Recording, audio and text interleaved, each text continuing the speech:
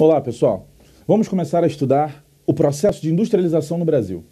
Esse processo no Brasil ele é considerado tardio, e aí você entende pela própria palavra que ele aconteceu bem depois das grandes potências industriais, e aí a gente remete às potências europeias, aos Estados Unidos, ao Japão.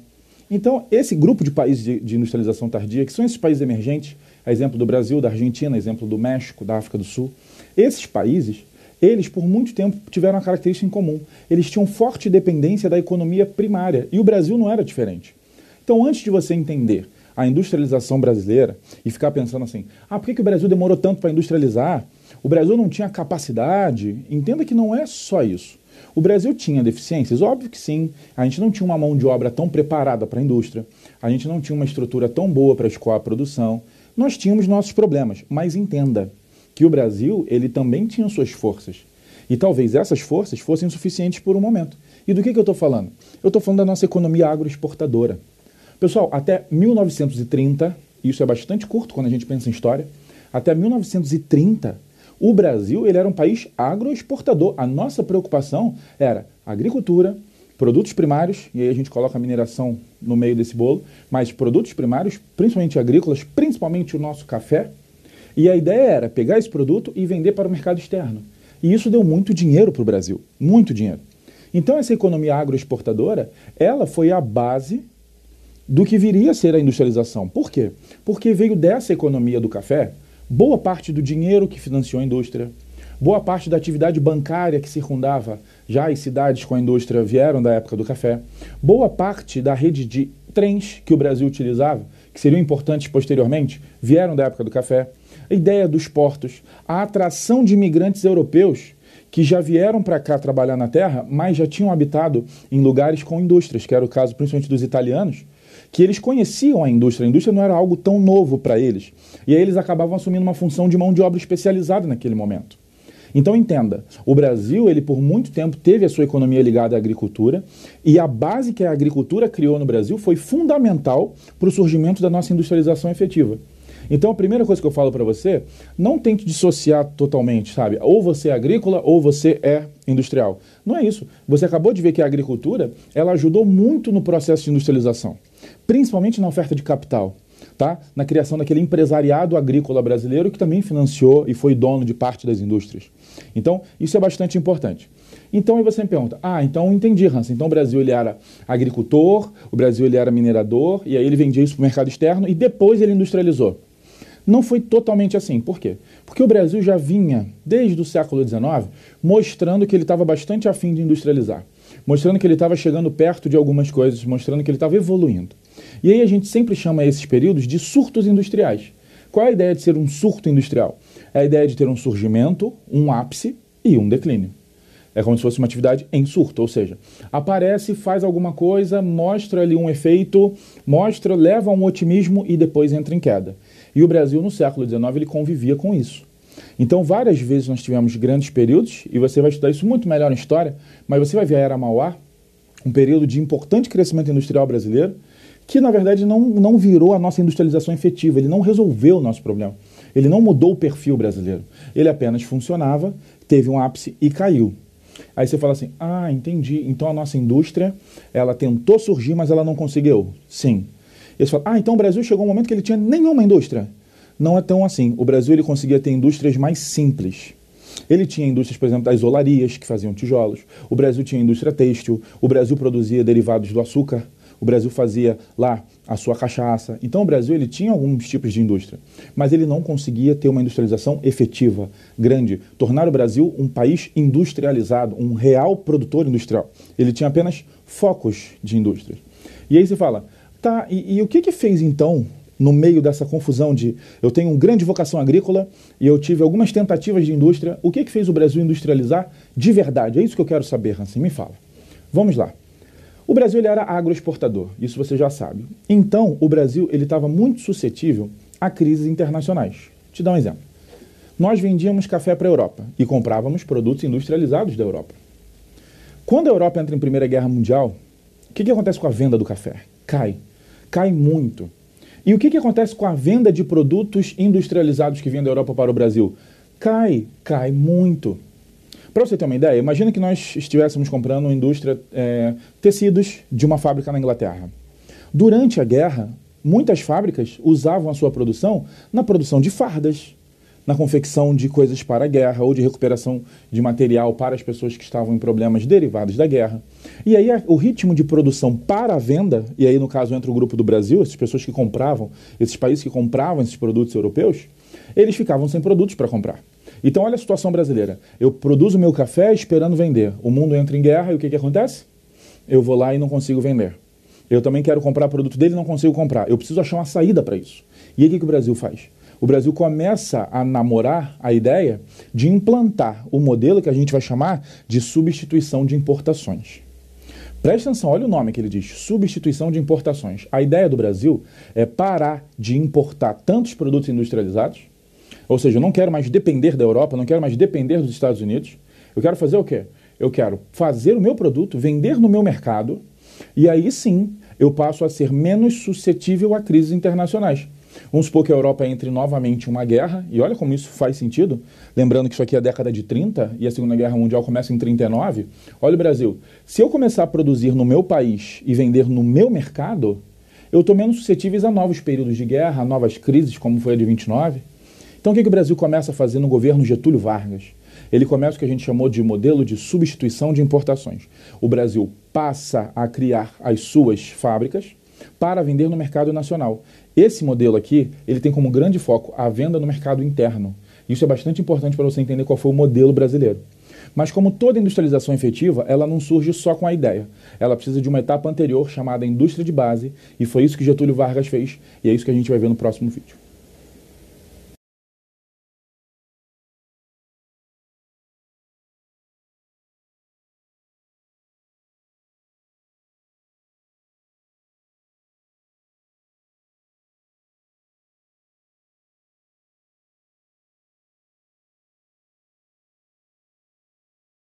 Continuando o nosso estudo sobre a industrialização brasileira, vamos falar agora da importância do governo Vargas para esse processo. Certamente, toda vez que você for estudar a indústria brasileira, é impossível falar de forma correta desse processo sem citar o governo Vargas. Até porque ele foi o que assumiu, foi ele que ganhou o posto de governo que conseguiu efetivamente industrializar o Brasil. Ou seja, ele criou uma malha industrial, uma indústria de base suficiente para fazer o Brasil prosseguir no caminho industrial, continuar crescendo e se tornar definitivamente um país secundário, um país de economia industrial. Isso é muito importante. E o que foi que Vargas fez? Vargas cresceu em dois caminhos muito importantes. O primeiro foi assumir a ideia da substituição de importações. E isso a gente já conversou, você já sabe. A gente passou a produzir o que antes nós importávamos e passamos a dar um foco bastante grande no nosso mercado interno. Só que aí eu quero falar de um pedaço, que é o quê? De um lado, Vargas cria a indústria de base, do outro, ele vem com a CLT. E aí você fala assim, e a gente fala disso, eu não estou entendendo onde é que isso se encaixa exatamente no processo industrial. Deixa eu te explicar. Quando Vargas assume essa ideia da substituição de importações, ele, na verdade, ele precisa criar no Brasil mercado interno, porque olha só que passo arriscado que ele deu. O mundo está muito suscetível a momentos de crise, então eu vou vender para o meu mercado, eu vou vender para o mercado brasileiro. Só que para isso eu preciso ter consumidores. E aí, numa relação bastante rápida, eu preciso que o brasileiro passe a receber mais. Eu preciso que o brasileiro passe a ter salário. Por quê? Se eu tenho um país de salários muito baixos, talvez eu não tenha aquele mercado consumidor necessário para a minha produção. Então, olha o que o Brasil precisava nesse momento.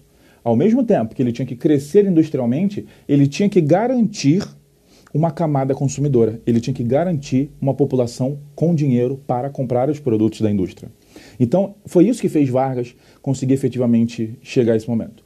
Aí você vira para mim e fala assim, então Vargas, quando criou as leis trabalhistas, ele só queria mercado consumidor no Brasil. Não, pessoal, a gente não pode falar isso. Por quê?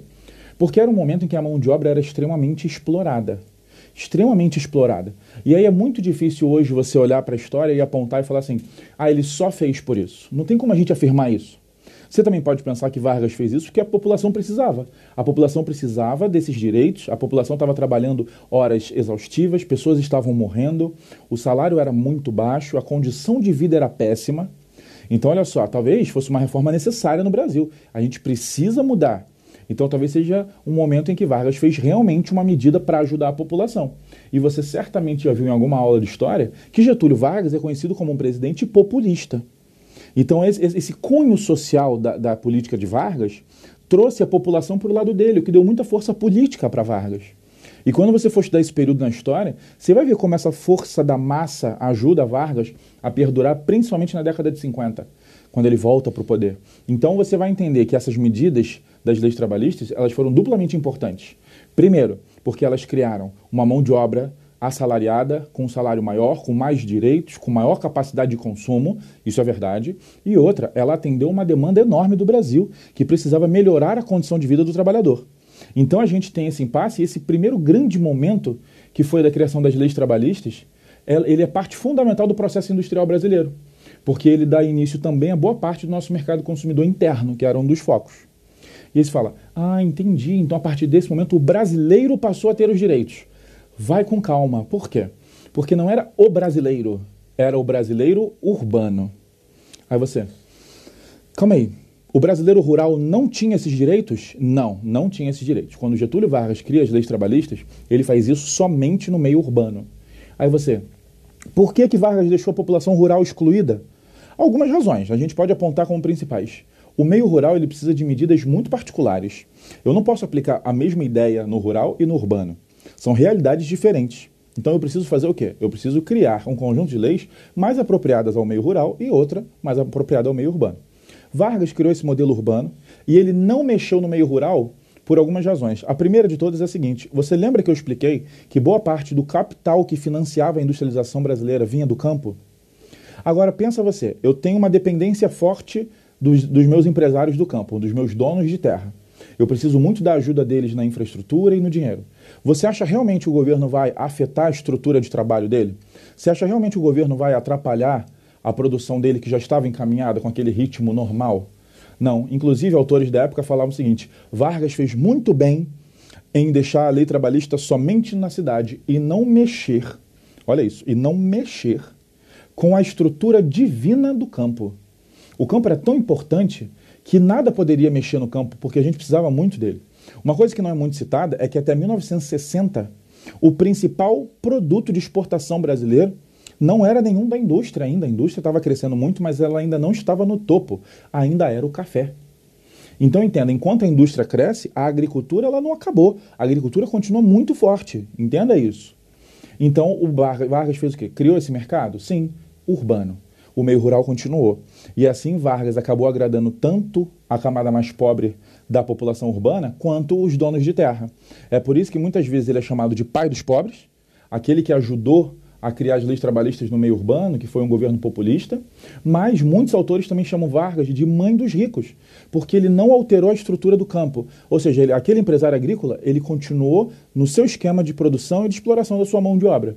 E aí, resultado, o Brasil apresenta um real crescimento. O Brasil consegue assalariar a mão de obra, começar a aumentar o mercado interno, manter a produção no campo funcionando e começar a movimentar fortemente a indústria. E o que fez a indústria brasileira crescer muito foi a criação da indústria de base. E a gente vai ver no próximo vídeo qual é a importância da criação dessa indústria de base.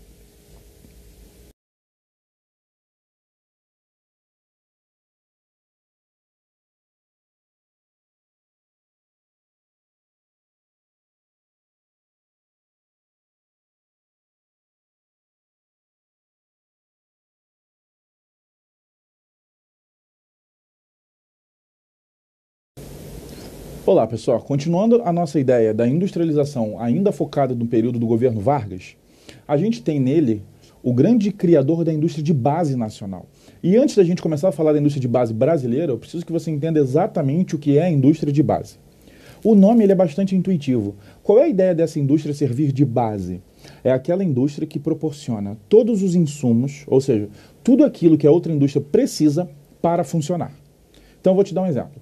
A indústria de base é aquela que cria eletricidade para que outra indústria funcione, ligue suas máquinas.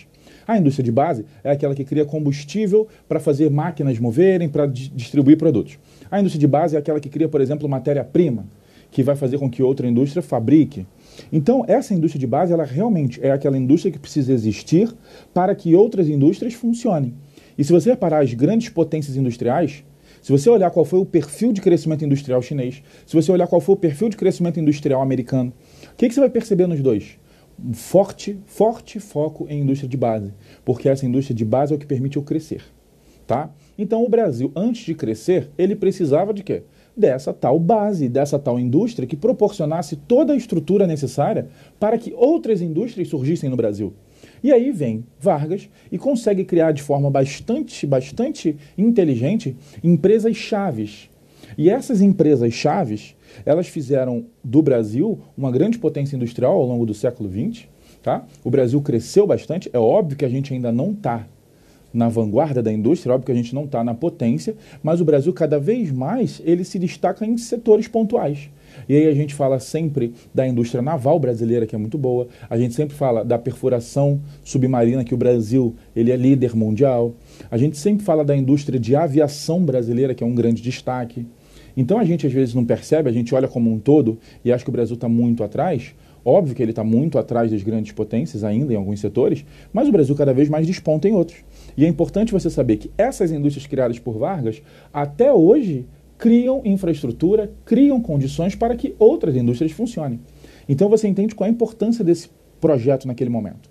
E aí o que Vargas cria? Olha só, ainda nas décadas de 30 e 40, ou seja, naquele primeiro governo Vargas, de 30 a 45, ele vai criar a CSN e a antiga Vale do Rio Doce, atualmente a empresa chamada Vale.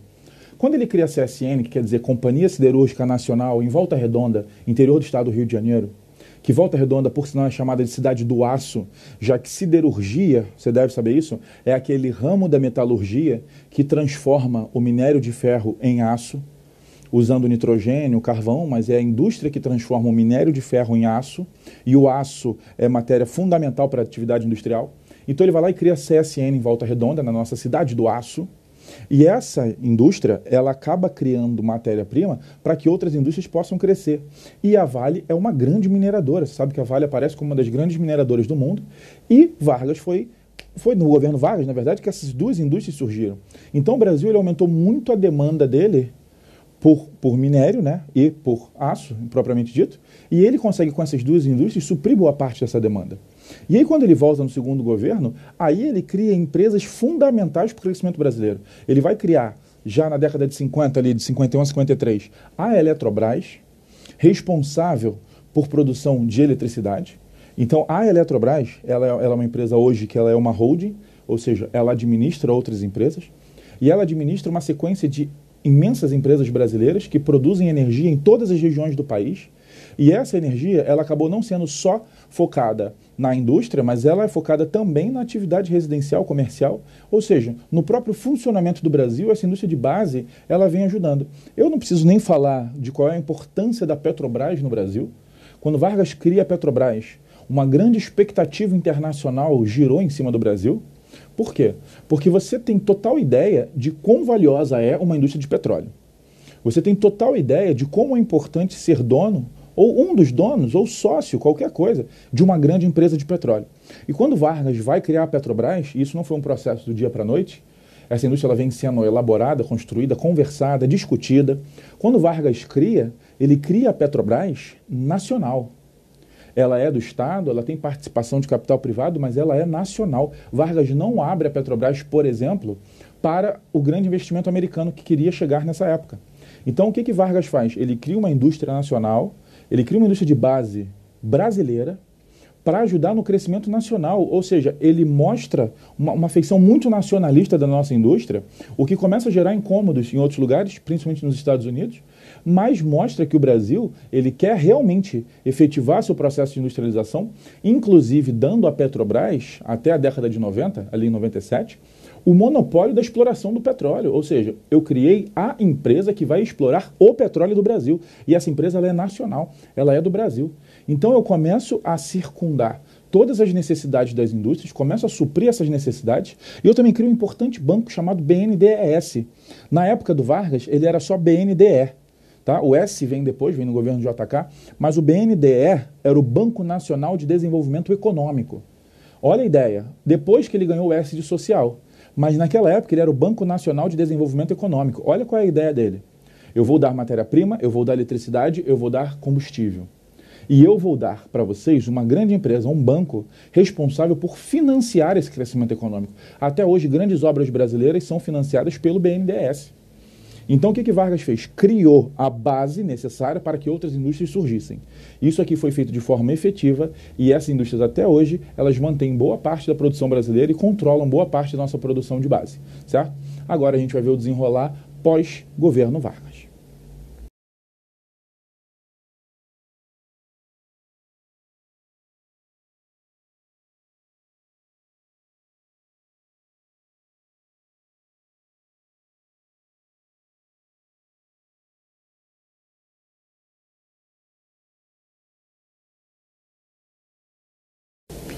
Continuando o nosso caminho pela industrialização brasileira, e vale ressaltar que a nossa intenção aqui é avaliar exatamente o crescimento econômico e industrial do Brasil, por isso que você está vendo que a gente não está citando coisas tipo o suicídio de Vargas, a pressão em cima dele, a tentativa de golpe, a gente não está falando disso, a gente está falando realmente do caminho industrial. E quando a gente sai do governo Vargas, em 54, a gente estava num bom momento econômico, a gente estava num momento de grandes indústrias surgindo no Brasil, e gerava grande expectativa em cima de quem viria dar continuidade a esse processo, quem seria capaz de botar o Brasil num patamar melhor que o que Vargas deixou. Como nós faríamos isso? E aí surge um mineiro importantíssimo na história brasileira, chamado Juscelino Kubitschek. O governo JK, ele é de extrema importância para o Brasil porque ele trouxe fatores tanto positivos quanto negativos, é bom falar isso também, que a gente às vezes tem um otimismo muito grande, mas JK ele colocou o Brasil em novos cenários, ele colocou o Brasil em novas realidades. E essas novas realidades trazidas por JK colocaram o Brasil próximo a países que foram importantíssimos nas indústrias seguintes, principalmente a aproximação com os Estados Unidos. A abertura econômica brasileira, ela começa de forma bastante efetiva no governo JK. E o governo JK, de cara, ele já mostra que o perfil dele é diferente do perfil de Vargas. Por quê? Porque enquanto a gente acaba taxando Vargas de governo populista, e eu não estou debatendo se isso aqui é efetivo ou não, só estou falando que a gente cita que o governo Vargas é o chamado populista, JK ele vai colocar o governo dele no patamar de desenvolvimentista. A intenção de JK não era propriamente governar para a população ou criar políticas que pudessem melhorar socialmente a vida das pessoas. A intenção de JK qual era? Eu vou promover um desenvolvimento econômico e esse desenvolvimento econômico ele será capaz de melhorar a condição de vida do brasileiro, ele será capaz de elevar a qualidade do país e, consequentemente, a vida das pessoas vai melhorar junto com a economia. Então, o perfil de JK já era outro perfil. Tanto que, quando ele chega à economia, quando ele chega ao poder, ele tem um slogan muito famoso que é o seguinte, ele fala que vai desenvolver o Brasil 50 anos em 5. E aí você sabe que essa ideia dos 50 anos em 5, ela nos remete a um grau de desenvolvimento muito grande num período muito curto. Porque quando você pensa de qualquer país melhorar a sua estrutura, o equivalente a 50 anos, em um governo, ou seja, em apenas 5 anos, eu já estou preparado por um período de grandes transformações. E essas grandes transformações, elas seriam juntadas, elas seriam sintetizadas num plano chamado Plano de Metas.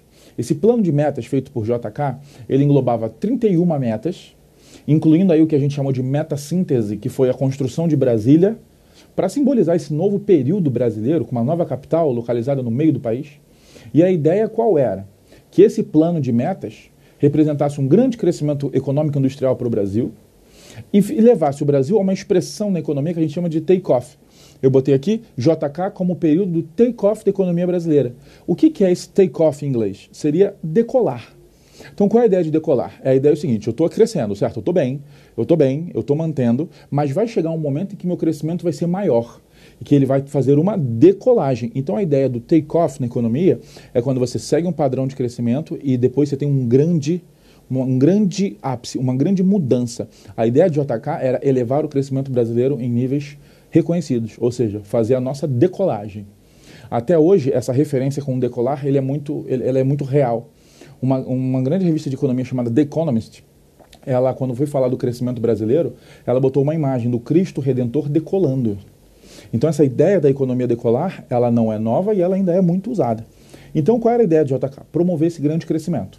E quando ele fala desses 50 anos em 5, quando ele bota a sua postura desenvolvimentista, quando ele promete desenvolver o Brasil em níveis absurdos, quando ele promete levar a capital para o meio do país, quando ele promete continuar crescendo a indústria, quando ele mostra o seu plano de 31 metas, englobando aí principalmente os setores de transporte e de energia, englobando fortemente esses dois setores, quando você vê isso tudo, surge uma dúvida. E qual é a dúvida? Juscelino Kubitschek, como você vai resolver tantas coisas em tão pouco tempo? Como você vai conseguir, em 5 anos, elevar o Brasil a esse nível que você promete? E aí ele responde que ele também tem um plano para isso. E o nome desse plano é Plano Tripé. E a gente já vai ver qual é a ideia desse plano de JK.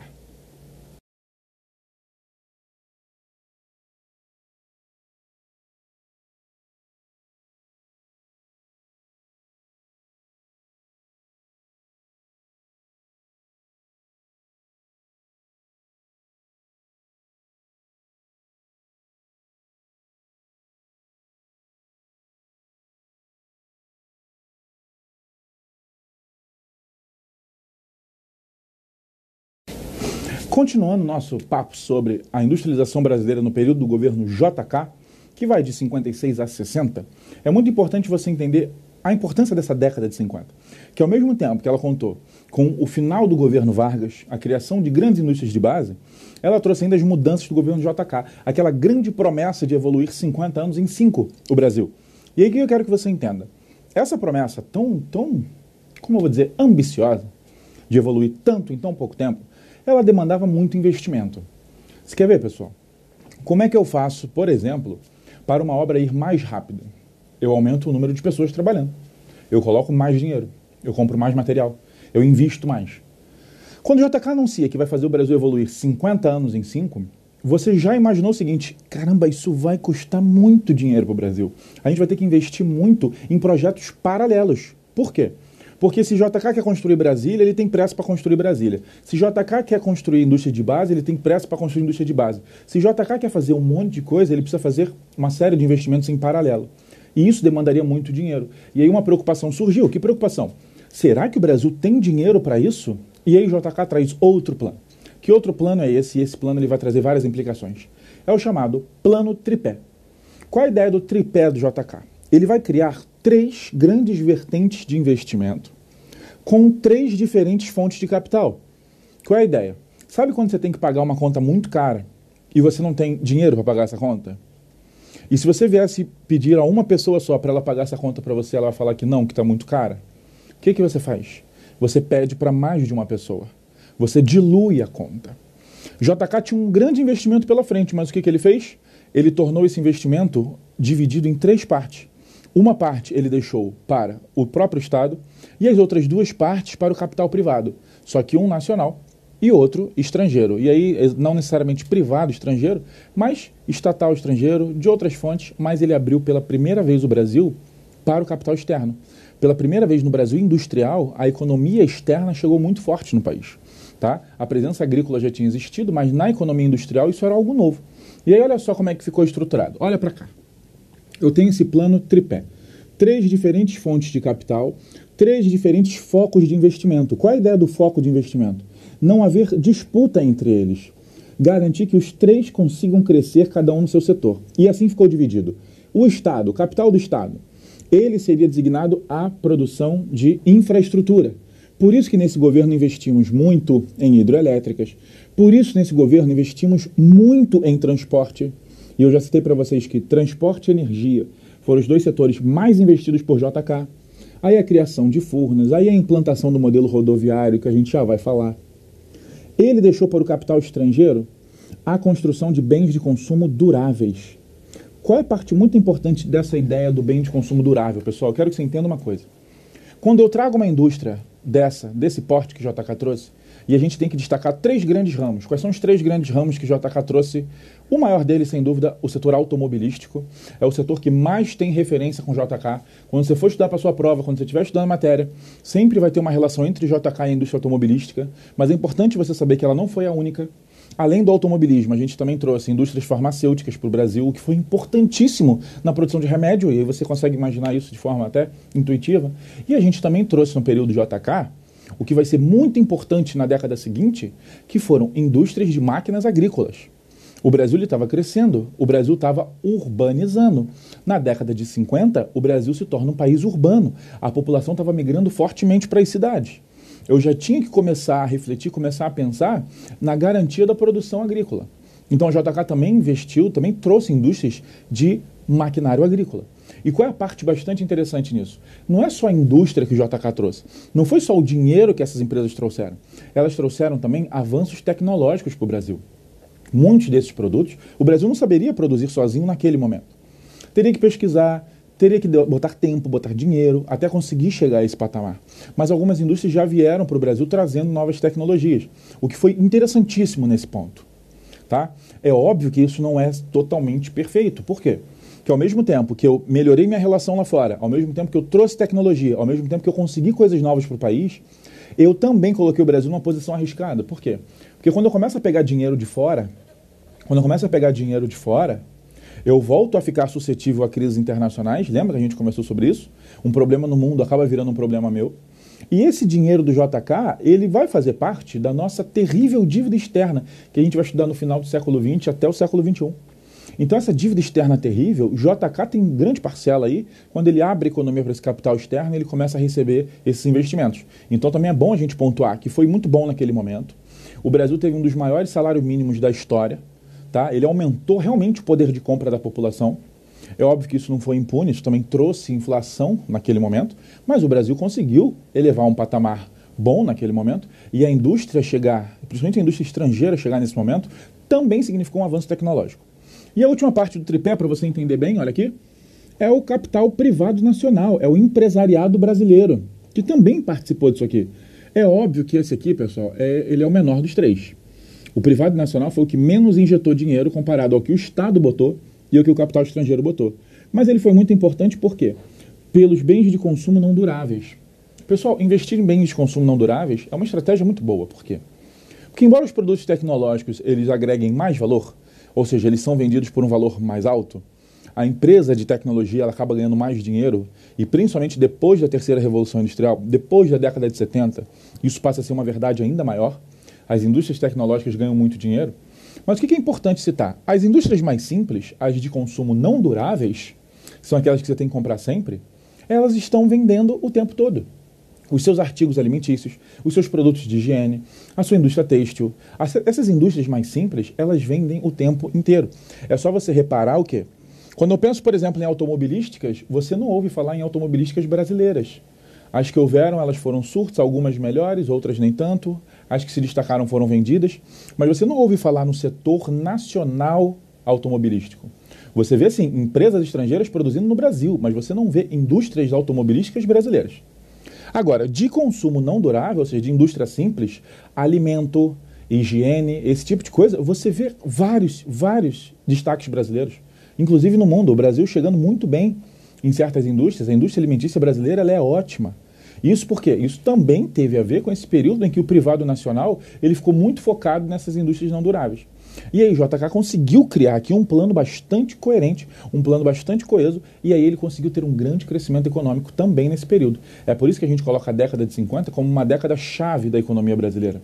Grande crescimento industrial, grande crescimento urbano, grande crescimento da população nas cidades, e isso tudo acaba mudando o perfil do Brasil nessa década de 50. Você sabe que a partir da década de 60 a indústria já toma conta desse carro-chefe da economia brasileira, fruto dessa economia. A gente ainda, para fechar esse período de Vargas JK, a gente ainda tem que falar sobre o modelo rodoviário e a construção de Brasília, que a gente vai ver no próximo vídeo.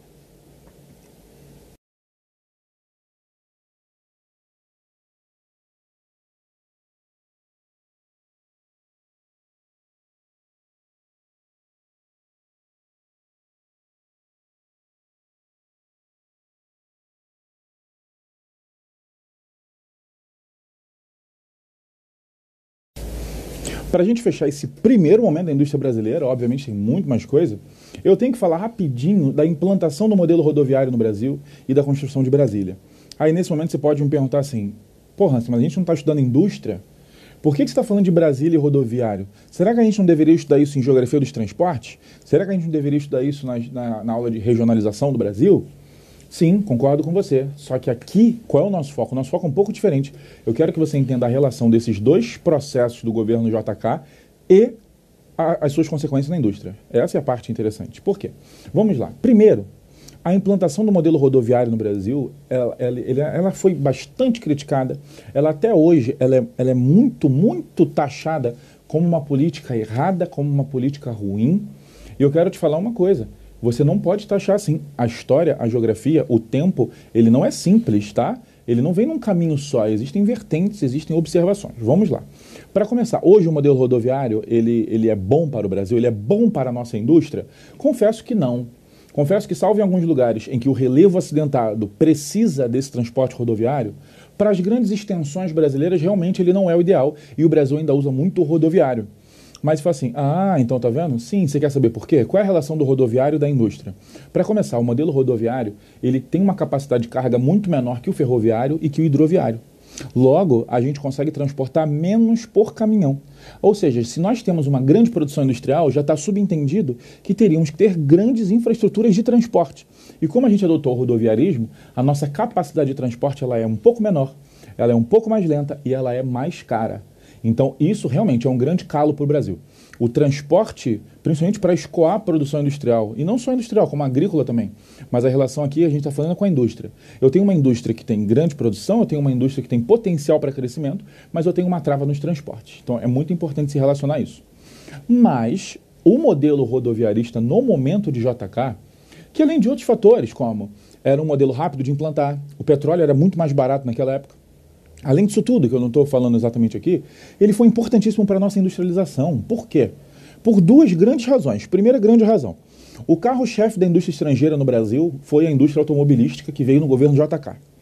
Aí para e pensa, de que forma eu vou convencer uma imensa indústria automobilística a vir para um país se eu falar para ele que vou investir em ferrovias ou em hidrovias? Como é que eu convenço uma grande indústria automobilística a chegar num país que não pretende usar carros, ônibus e caminhões para se deslocar? Era mais difícil. Então, quando o JK assume o modelo rodoviarista, ele acaba dando para o Brasil um caráter de grande área de atuação das automobilísticas. Ou seja, é um país que vai precisar de carro. E é só você olhar hoje, no Brasil, a imensidão de marcas de carro que nós temos aqui. Então, o Brasil realmente virou um grande mercado.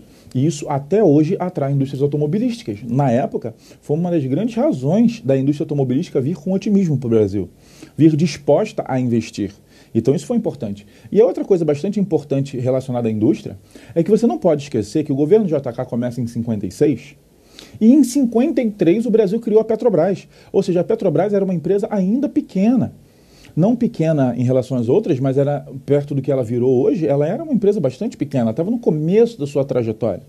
E quando eu optei pelo modelo rodoviário, eu acabei fazendo com que o brasileiro precisasse de muito combustível. É só você reparar a imensidão de postos de gasolina que nós temos e o quanto as pessoas gastam com combustível. Por quê? Porque elas andam de carro, porque elas estão o tempo todo nas cidades, nas rodovias. Então, isso foi importantíssimo para o crescimento da Petrobras e para a atração de automobilísticas. Então, entenda essa vertente do rodoviário com a indústria. Aí você fala, tá, mas e Brasília? Brasília não é um lugar industrial. Realmente, não é. Brasília, assim como as outras capitais, ela tem uma função muito ligada aos serviços, à administração, e não à produção industrial. Mas o que Brasília fez? Brasília, ela alterou espacialmente o eixo brasileiro. Brasília, ela tirou uma capital que era no litoral, Rio de Janeiro, que tinha vindo de uma outra capital no litoral, que era Salvador. Ou seja, eu estava claramente, espacialmente concentrado no litoral. O Brasil é um país que cresceu no litoral, que concentra a população no litoral. É um Brasil que até hoje explora muito pouco seu interior. Então nós tínhamos esse caráter que a gente ainda tem fortes raízes desse momento. E eu pego essa capital e jogo no meio do Brasil. É óbvio que eu consegui fugir grande parte da pressão que tinha em Rio, da pressão que eu tinha em São Paulo, nesses centros de maior concentração populacional. Eu fujo disso, sim, mas eu também dou um outro caráter para a região centro-oeste. Eu coloco ali o centro de decisão, eu coloco ali um centro que acaba agrupando o imposto do Brasil. E você sabe que o imposto no Brasil ele vem superando R$ 1 trilhão por ano. Isso é absurdo e esse dinheiro é controlado boa parte por Brasília. Então, olha o que eu fiz. Eu peguei um meio do Brasil que até então não tinha essa importância tão grande e dei a ele uma posição central. Uma posição tanto de concentradora de capital, que acabou concentrando pessoas também, e que acabou justificando posteriormente algumas indústrias se deslocarem para lá. O rodoviarismo cresceu para lá, eu comecei a levar mais serviços para lá e eu criei novos mercados para lá. Então, repara só, eu também, já que eu tenho um modelo que olha para o mercado interno, e é importante você saber disso, eu tenho na criação de Brasília a criação também de novos mercados.